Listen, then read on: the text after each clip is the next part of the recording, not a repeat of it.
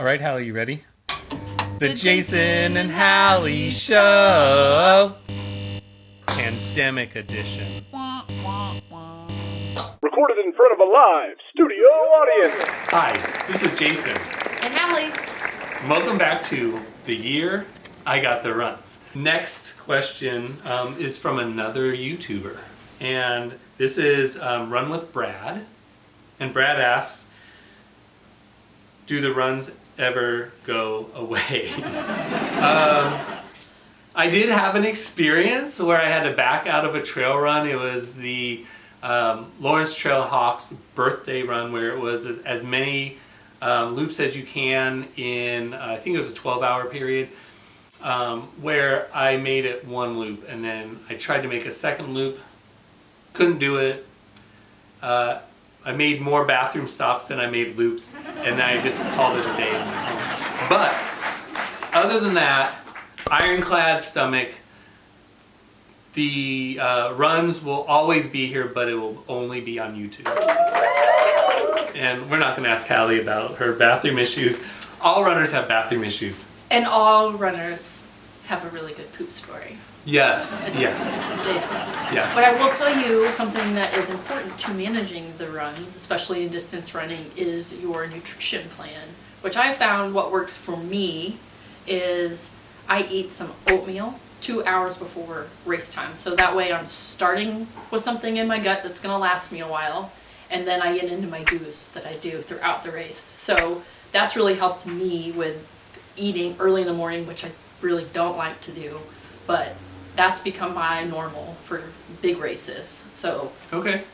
helps me stay the course. Yeah. Well, and that's actually interesting because people have asked me before, and I've kind of switched up how I do eating before races. You actually saw a video of me trying to run a 10-mile trail run without taking any nutrition before or during the race, and it didn't go well. I am hurting. All I can think about is food. I stopped eating or drinking, taking any nutrition in before 5Ks and 10Ks because I decided I don't really need it. It was taking up too much time in the morning. It was making me wake up earlier than I want. And I'd rather my body burn its own calories than burn calories that I'm putting in for such a short race.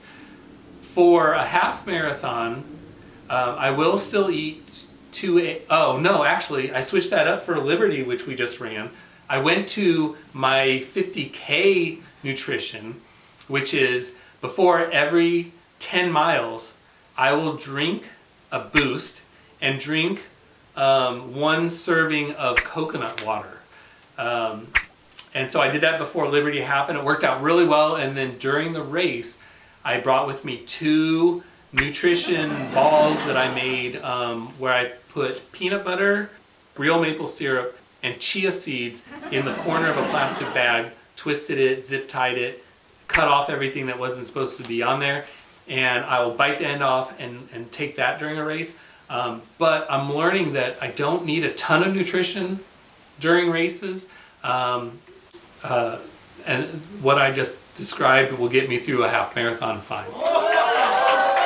Okay, let's move on to page 2. This is so exciting. I hope someone is still watching this. You want to read this next one? These next 2 questions come from Jessica Peters. Oh, I don't know if I've ever met this Jessica Peters. Well, you might know her as Jessica Carter, my sister-in-law. Oh, okay. Tricky. What questions did Jessica Peters ask? Jessica would like to know, what sports did we participate in during high school? Would you like to go first? Well, as Jessica already knows, because we were on the track team together, I ran track at Blue Springs High School my sophomore, junior, and senior years. And then my senior year, I decided to go out as a senior rookie for the cross country team. There you go. I don't have as exciting of running or sports history as Hallie, because when I was about 7, my mom enrolled me in T-ball. Okay. And one Saturday morning, I decided I wanted to watch cartoons, so I threw an absolute tantrum. I don't wanna. And my mom not only pulled me out of t-ball after that, never enrolled me in sports again. So I never played organized sports. I'm very athletic. The sports that I have tried, I'm actually really good at, except I don't have that foundation, so I suck at them. But running is something that has come pretty naturally, so I run, and I'm gonna beat Hallie on the track. Ooh. It's on. It's on. What's her second question? Jessica's second question is, do your spouses have the running bug like you do?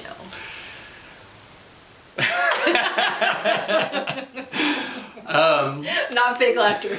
100%. My wife, Jennifer, we just, after that great belly laugh, had a full memory card. So, Hallie, why don't you tell us a little bit about your husband's running and what he thinks about your running? I'm not going to read his mind, but I will say that my husband is a runner. He is. At this point in life, and this will be not a verbatim, but a pretty loose quote on Mark's philosophy on running at this point in his life is he runs because he has to. He's got some neuropathy in his feet, and he just doesn't love it like he used to, but he is a police officer, and he is also in the Army Reserve. So, in effect, he gets paid to run. He needs to be fit for his job, and we both take physical fitness tests. So, that's about a 2-mile run for the Army physical fitness test. That's about Mark's maximum effective range at this point. As far as my running, he's very supportive. If it's Friday night, he's like, "Are you running tomorrow?" And if I'm not, he's usually very surprised. And he's understanding about the time I spend away, which, almost half a day on a Saturday, more often than not. So. Yeah. And actually, the second time I think I ever talked to Hallie was at a KC Running Company event, and she and Mark showed up in full Army uniform, boots, weighted rucks, and they were running for fun, I guess, because it didn't look very fun to me. But I spoke with her that night and reintroduced myself as the guy that she saw at the Team RWB 5K. As for my wife, she is athletic. She actually just stopped teaching jazzercise. She works out in our basement, but because of her plantar fasciitis, really doesn't enjoy running. It's just not her thing. But Boring. She just yelled boring from the other room. But she is very supportive. She's very supportive. She used to come to a lot of my races my first year or two, which surprises me because what could be more boring than running a race without music, but waiting for someone to finish a race. And God love her, she came to 2 of my marathons. So she kicked around downtown Kansas City for 5 hours. And she came to DC with you? She came to DC with me. Okay, Team Longevity! Yeah, so she waited at the finish line at those 2 marathons, and she came and crewed me during a thunderstorm and the overnight hours at the Nighthawk. Trying to survive all the wind and the rain. I love it when she comes to races, but by no means do I expect it or request it. But I do thank her and Mark for letting me run with Hallie, because not only am I away running with Hallie a lot at our local races, I end up talking about her a lot because I'm either texting her and I tell my wife about something that we're talking about, or she has to hear me say Hallie like 1,000 times. Drink. Oh yeah, drink. She just said that you all are probably drunk right now because in our last video we said that every time I say Hallie's name, you should take a shot. And I think I'll join you. Hallie, would you like to read the next question? I will. Thank you to everyone who watched. I hope you enjoyed the series. See you later. Bye. Bye.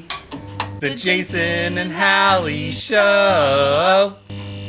Pandemic edition. Wah, wah, wah.